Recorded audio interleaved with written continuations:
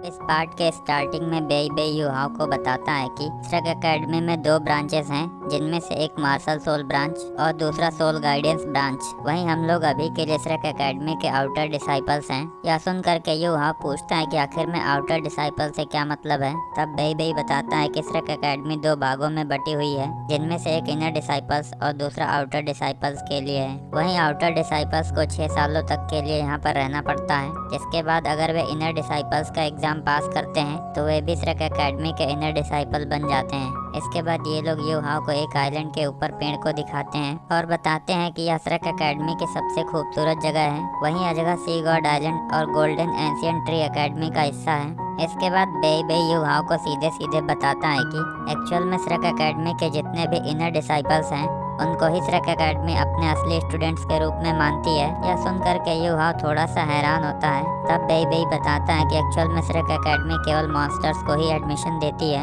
जिसकी वजह से किसी भी स्टूडेंट का यहाँ पर एडमिशन लेने के लिए जीनियस होना जरूरी है। पर फिर भी मैं तुम्हें बता दूं कि जितने भी इनर डिसाइपल्स हैं, वे सबसे ज्यादा टैलेंटेड स्टूडेंट्स में से एक हैं। ऊपर से अब श्रक एकेडमी में आउटर डिसाइपल्स काफी ज्यादा हो गए हैं, क्योंकि श्रक एकेडमी से बाकी के एम्पायर्स ने रिक्वेस्ट किया था कि श्रक एकेडमी स्टूडेंट्स को मौका दे, ताकि दूसरे एम्पायर्स के भी स्टूडेंट्स आकर के यहाँ पर पढ़ाई कर सकें। तभी मिस या युहाओं को बताती हैं कि एक्चुअल में बेई बेई और वह दोनों यहाँ पर 3 साल से आउटर डिसाइपल हैं, इसलिए कुछ सालों बाद हम लोग भी इनर डिसाइपल बनने के लिए एग्जाम देंगे। यह सुन करके युहा सोचता है कि मिस या और सीनियर बेई बेई इतने पावरफुल होने के बाद भी इनर डिसाइपल नहीं है। यह सुन करके बेई बेई बताता है कि यहाँ पर इनर डिसाइपल लाखों जीनियस के बीच में से एक चुना जाता है। वहीं एक बार मैं एक इनर डिसाइपल सीनियर के साथ में गया था, जो स्टार फॉरेस्ट में अकेले जा करके अपने हाथों के ही इस्तेमाल से 3-10 हजार साल पुराने सोल बीस्ट को एक साथ हरा दिया था। जिसके बाद वह उन तीनों सोल बीस्ट को पकड़ करके एकेडमी में भी ले आए थे। वहीं मुझे बाद में पता चला था कि उन्हें ऐसा करने के लिए टेस्ट दिया गया था। इसके बाद हम देखते हैं कि ये लोग सोल गाइडेंस डिपार्टमेंट में पहुंच जाते हैं, जहाँ पर बनी स्टैचूज के बारे में बेई बेई बताता है कि एक्चुअल में ये सभी लोग 4 एलिमेंट स्कूल से बिलोंग करने वाले लेजेंड्स हैं, जिन्होंने विंड, फायर, इलेक्ट्रिसिटी और वाटर एलिमेंट पर पूरी तरह से कंट्रोल हासिल किया था। इसके बाद हम देखते हैं कि बेई बेई युहाओं के रजिस्ट्रेशन को कंप्लीट करवा देता है, जिसके बाद वह उसे श्रक एकेडमी का एड्रेस देते हुए बताता है कि तुम्हारा रहने का कमरा टीचिंग बिल्डिंग के पीछे है। वहीं वह युहाओं को वहाँ से जाने से पहले बताता है कि हमने तुम्हारे पहले साल के फीस को पे कर दिया है, लेकिन आगे फ्यूचर में इसे तुम्हें खुद पेमेंट करना होगा।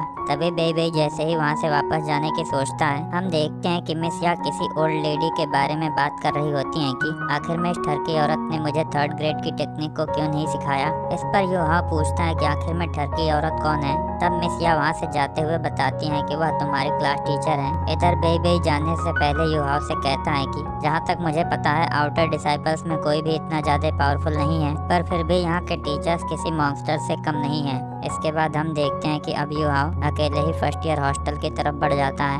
वहीं वह हॉस्टल के गेट पर एक बूढ़े आदमी को ग्रैंडपा बोल करके रिस्पेक्ट देता है और बताता है कि मैं फर्स्ट ईयर का नया स्टूडेंट हूँ, इसलिए क्या आप मुझे बता सकते हैं कि मैं रूम नंबर 201 में कैसे जा सकता हूँ। तब हम देखते हैं कि इस पर यह ओल्ड मैन युहा को रास्ता बता देता है। वहीं मैं आगे बढ़ने से पहले आप लोगों को बताना चाहता हूँ कि नोबल के अकॉर्डिंग यह ओल्ड मैन सी गॉड हॉल का एक बहुत ही पावरफुल ग्रैंड सोल मास्टर है। अब हम देखते हैं कि युहा वहाँ से थैंक्स बोल करके चला जाता है, लेकिन यह ओल्ड मैन सोचता है कि यह लड़का तो यहाँ पर बहुत ही ज्यादा रेयर है, क्योंकि इतने दिनों में किसी भी स्टूडेंट ने मुझसे इतने तमीज से बात नहीं की है। इधर युहाओ धीरे धीरे करके अपने कमरे तक पहुँच जाता है। वहीं जैसे ही वह अपने दरवाजे के सामने पहुँचता है, उसके रजिस्ट्रेशन के बाद मिला हुआ बैच अचानक से एक्टिवेट होता है, जिसके बाद दरवाजा खुलते ही हम देखते हैं कि युहाओ अंदर जाता है। वहीं अब अंदर की भी सारी चीजें पूरी तरह से सोल गाइडेड टेक्नोलॉजी की हेल्प से एक्टिवेट हो गई होती हैं। इसके अलावा हम देखते हैं कि वहाँ पर लगा एक मैकेनिकल बर्ड युहाओ का वेलकम भी करता है।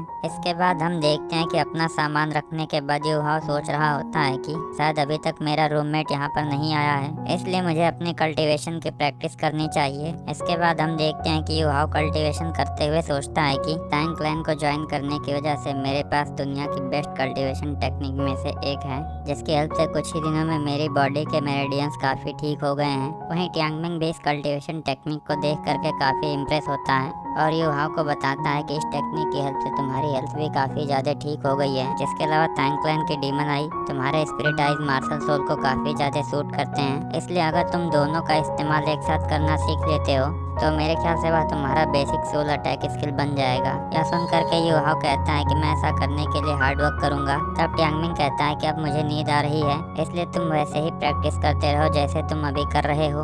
ऊपर से जब तुम अपनी कल्टीवेशन में ब्रेक थ्रू कर लोगे तब तुम्हें दूसरे सोल रिंग की जरूरत पड़ेगी, जिसकी वजह से उस टाइम पर मैं फिर से जाग जाऊंगा। यह सुन करके युहाओ पूछता है कि क्या मैं तुम्हें उससे पहले भी जगा सकता हूँ। तब टियांगमिंग कहता है कि तुम चिंता मत करो, अगर तुम खतरे में पड़ते हो तो मैं तुम्हारी मदद जरूर करूंगा। इसके बाद हम देखते हैं कि यह बताते ही टियांगमिंग वहीं पर सोने लगता है। तब हमें फिर से रियलिटी में युहाओ का सीन दिखाते हैं जो शाम होने पर अपनी कल्टीवेशन को खत्म करके उठता है और श्रेक एकेडमी के मिले हुए ड्रेस को पहन करके रेडी हो जाता है। इसके बाद हम देखते हैं कि युहाओ श्रेक एकेडमी में बाहर घूमने आता है, जिसके बाद वह सबसे पहले श्रेक एकेडमी के मेस को जा करके चेक करता है। यहाँ पर हमें दिखाते हैं कि यहाँ पर खाने के लिए काफी अच्छी चीजें होती हैं, लेकिन युहाओ के पास ज्यादा पैसे न होने की वजह से वह किसी भी चीज को खरीद नहीं पाता है, इसलिए युहाओ वहाँ से वैसे ही वापस चला आता है और सोचता है कि मुझे डिनर के लिए कुछ और जुगाड़ करना होगा। लेकिन जैसे ही वह अपने रूम के बाहर पहुँचता है हम देखते हैं कि उसकी रूममेट दरवाजा खोलती है, जो एकदम ही लड़के के ड्रेसअप में दिखाई दे रही होती है, पर उसे देख करके युहाओ भी काफी